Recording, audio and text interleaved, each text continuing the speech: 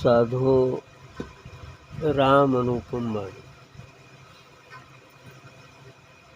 दरिया साहब अच्छे संत थे।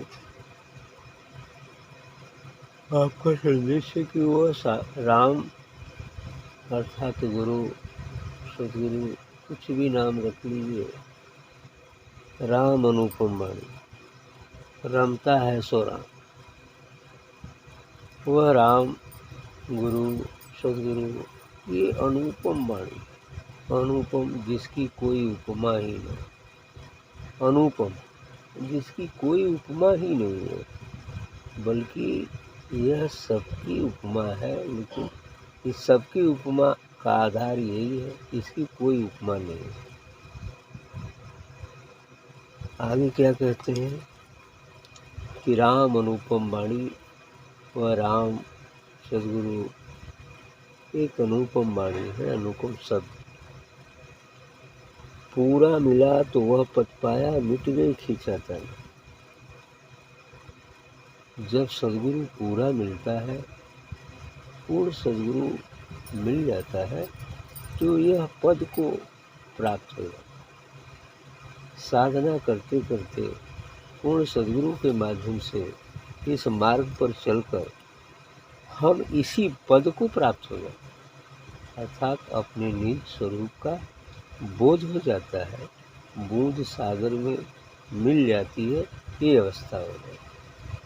तो कहे पूरा मिला तो वह पद पाया, मिट गई खींचातानी। अब सभी प्रकार की खींचातानी जो भ्रम है, ज्ञान अज्ञान सत्य सत्य का जो भ्रम है वो मिट जाता है, क्योंकि अब हम या साधक उसमें समा जाता है, बूंद सागर में मिल जाती है। जो भी सागर में मिली सभी प्रकार की खींचातानी मिल जाती है। कहे मूल चाप दृढ़ आसन बैठा, ध्यान धनी से लाया। अब रास्ता बता रहे हैं, ये जो मूल चाप, मूल माने मूलाधार चक्र अर्थात आसन, जो भी प्रिय आसन है जिसमें आसान से बैठा जा सके, जैसे ये पद्मासन होता है ना। कुछ लोग पीछे पैर करके पूरे गुदा पर मूल पर लगा कर बैठते हैं, है ना। तो और कई तरह से लोग बैठते हैं, लेकिन उधर नहीं जाना है। जिसमें आप आराम से बैठ सकें, तो मूल चाप माने मूलाधार चक्रों को दबाव देकर उस पर बैठ जाते हैं या पद्मासन में बैठ जाते हैं। तो मूल चाप दृढ़ आसन बैठा, ध्यान देने से दृढ़ आसन लगा के, अभी नहीं कि हिला डुली और उठा बैठी, नहीं। अब उसमें दृढ़ आसन लगा के और ध्यान धनी से लाया। जो धनी है, पूर्ण धनी है, अर्थात सदगुरु की तरफ ध्यान लगाओ, ध्यान सदगुरु से ले, वही पूर्ण धनी है। ध्यान धनी से लाया, उल्टा नाद कवल के मारक गगना माही समाया। अब उल्टा नाद आवाज़ जो होती है तो उसको ऊपर से नीचे आती है, नीचे से ऊपर करो, उल्टा नाद उलट दो। अर्थात मूलाधार से शुरू में ये ऊपर से धार नीचे की तरफ आती है, अंत में मूलाधार तक समाप्त हो जाता है। अब इसके बाद अब मूलाधार से उठा के ऊपर की चलो। जैसे कबीर साहब ने एक जगह कहा कि ओरी का पानी बनेरी जाए, अभी आपने पूछा भी था, तो ओरी का पानी बड़ेरी जाएगा। यानी जब ये मूल सत्ता ऊपर से नीचे की तरफ आती है, जिस दिन परमात्मा से अलग हुई जीवात्मा, तो ऊपर से नीचे गिरना शुरू किया, गिरते गिरते गिरते, और फिर वो पहले शुद्ध अहम का पर्दा पड़ा, फिर बाद में कारण शरीर के बाद सूक्ष्म शरीर के बाद ये स्थूल शरीर यहाँ आके पड़ गया। लेकिन अब जब इधर से चलना होगा, ओरी का पानी बड़ेरी पहुँचाना होगा, अर्थात ऊपर से नीचे आके गिरते गिरते गिरते गिर गई मूलाधार में। और विशेषकर संसार के लोगों का निवास इस मूलाधार और मणिपूरक में ही रहता है, ऊपर नहीं जा पाता है। तो अब यहाँ से ध्यान को उठा करके मूलाधार से और ले जाना है सहस्रार तक। अब ये नीचे से ऊपर चढ़ना होगा। अब ये कह रहे हैं कि उल्टा नाद कमल के माथा। अब ये कमल जो हमारे इस रीढ़ की हड्डी में सुषुम्ना नाड़ी पर कमल स्थित है, अर्थात उसी पर सभी कुंडलियाँ स्थित हैं।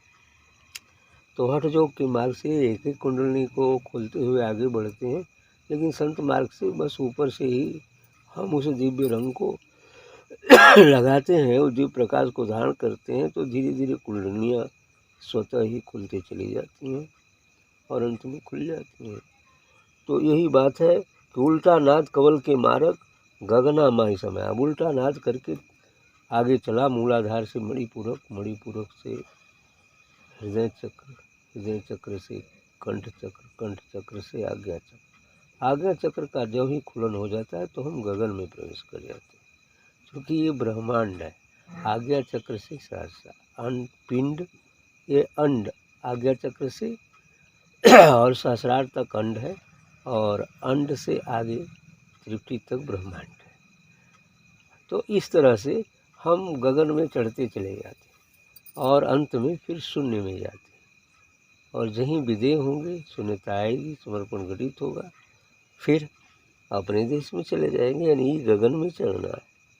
तो उल्टा नाद कवल के मार्ग गगना माही समाया, गगन में समा गया।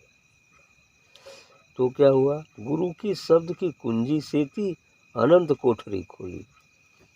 अब जो अनंत कोठरी है, जो ताला लगा हुआ है, 10वां दरवाज़ा, पर उसके परे हम जा नहीं सकते हैं, त्रिपुटी से परे जा नहीं सकते। तो वहाँ काल रोक रखता है और इस प्रकार जाने नहीं देता है। तो अब वहाँ पर हम सदगुरु की ही याद करते हैं, क्योंकि बिना सदगुरु के वो दरवाज़ा खुलता ही नहीं। तो वहाँ सदगुरु आकर और हमारी मदद करता है, फिर हम अपने देश में प्रवेश कर जाते हैं। यही वो ताली है, वही त्रिपुटी है जिसके पार जाना कठिन है, और वहाँ पर रुकना ही पड़ता है। यदि कोई कितना हो अपने से साधना करे तो उसके परे नहीं जा सकता, लेकिन यदि सदगुरु के माध्यम से चल रहा है तो सदगुरु वहाँ आकर कृपा करते हैं और वही खुल जाती है ताली, अनंत ताली, जो अनंत काल से लगा हुआ है जो है, और वो खुल जाएगा तो फिर हम अपने देश चले जाएंगे। गुरु की शब्द कुंजी से थी अनंत कोठरी खोली, ध्रुव के लोक पर कलश विराजे, ररंकार दिन बोली। ध्रुव के लोक पर अर्थात आगे जब बढ़ते हैं तो वहाँ ररंकार ध्वनि बंकनाल त्रिपुटी के परे ररंकार धुन बोली, ररंकार की आवाज़ से होती है, फिर हम अपने सत्य में, अपने लोक में प्रवेश कर जाते हैं। और क्या है? ध्रुव लोक पर कलश विराजे, ररंकार धुन बोली, बसत आगाध अगम सुख सागर, देख सूरज बोराई। उसके परे जब शून्यता के परे जाते हैं तो वो अलख अगाध जिसकी कोई सीमा नहीं है, बसत अगाध अगम सुख सागर, वहाँ उस दिव्यता, उस नूर का महासागर लहराते रहता है।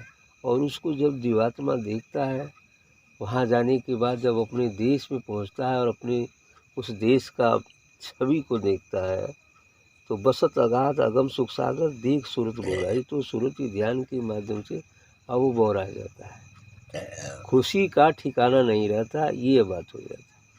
बोराने का मतलब है पागल खुशी में भी लोग हो जाते और दुख से भी पागल हो जाते, तो खुशी का ठिकाना नहीं रहता। और वो देख सूरत बोराई, अब वस्त्र ध्वनि पर बर्तन ओछा, उलट अपूठी आई।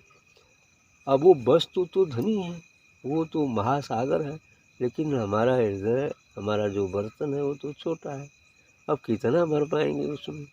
इसलिए उलट के वही में चला, अब उठी जाई, अब उसी में मिल जाओ। मूल सागर में मिल गई, काम खत्म हो, सागर हो गई। सूरत शब्द मिल परचा हुआ, मेरु मध्य का पाया। अब ये सूरत शब्द का परचा, अब सूरती और शब्द अर्थात जीव और ब्रह्म का परिचय हो गया, मिलन हो गया, बूंद और सागर का मिलन हो गया।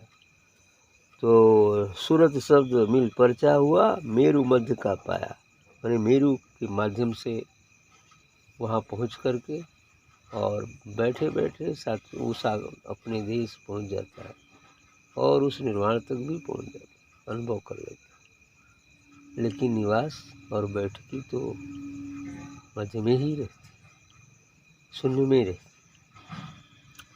मेरु मध्य का पाया, तामे पैसा गगन में आया, जाय के अलख लखाया। और इस मेरु के मध्य से होते हुए, जो मेरुदंड है इसके मध्य से होते हुए सुरति के माध्यम से वो अपने देश पहुंच गया, है ना।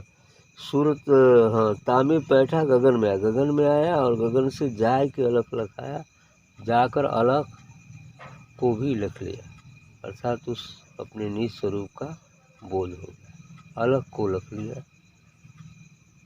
फिर उसके बाद वो अनाम को भी जान जाएगा। अभी तो अलख को अलख और अनाम उसको भी लख लेगा।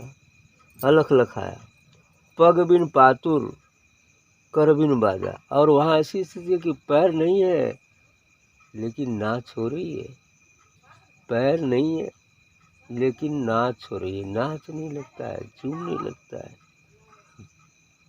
जीवात्मा, वहाँ झूम उठती है, पैर नहीं है।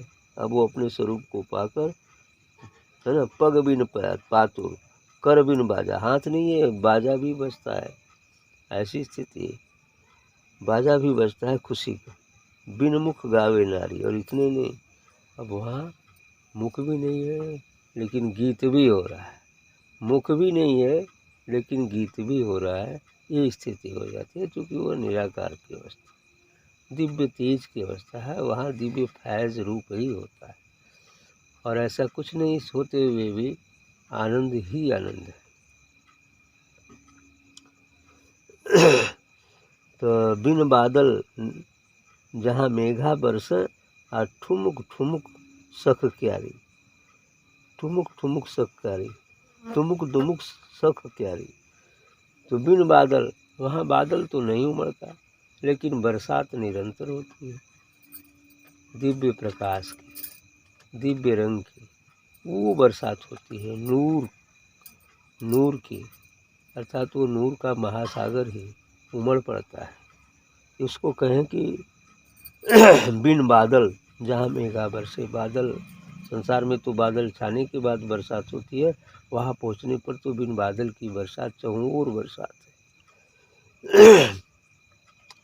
और धुमुक धुमुक सक्यारी, और धीरे धीरे अब उसको सूखता है साधक, यदि साधक है तो जो है धीरे धीरे आत्मा अब अपने में उसे आत्मसात करती है, धीरे धीरे आत्मसात करता है। अब एक क्यारी सब लबालब भर जाता है।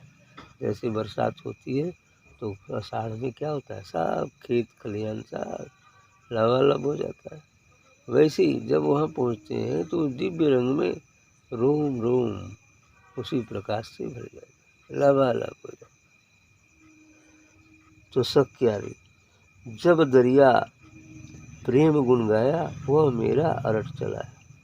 अब दरिया साहब कहते हैं कि जब इस प्रेम के रंग को गाया तो वह प्रेम अर्थात वह आत्मा, वह सद्गुरु ही मेरा अरट चलाया, मेरी नाव चलाकर मुझे पार कर दिया। मेरा अरट चलाया भवसागर से, अरट चलाकर, नाव को चलाकर अपने लोक पहुंचा दिया, इस किनारे से उस किनारे पहुंच गया। और मेरुदंड होए नाम चली है, गगन बाग जहाँ पाया। और मेरुदंड होए नाम चली है, मेरुदंड होए नाय चली है। मेरुदंड, मेरुदंड से शुरुआत तो यहीं से होता है योग में कि यहाँ से चलते चलते वो अंड ब्रह्मांड, फिर पार ब्रह्म, फिर परम ब्रह्म, यही 5 मंडल है। ये पिंड, यहाँ से आँख के नीचे का भाग पिंड होता है, आँख त्रिपुटी है, वहाँ से सहस्रार तक ब्रह्मांड होता है, और फिर ब्रह्मांड त्रिपुटी तक, त्रिपुटी से परे 10वां द्वार, ये ब्रह्मांड है। त्रिकुटी के परे फिर शून्य में पहुंच जाते हैं तो ये पार ब्रह्मंडल है।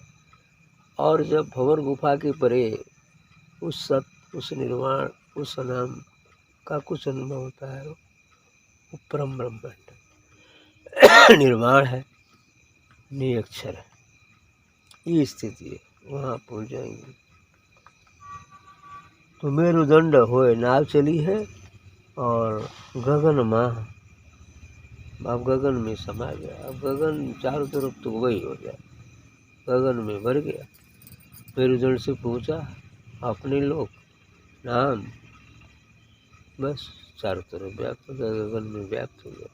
यही है, क्योंकि वह दिव्य है, नूरी है, प्रकाश है, शक्ति है, ऊर्जा है, जो सर्वत्र व्याप्त सब में है, सब उसमें है, लेकिन फिर भी वह अलग है। ठीक।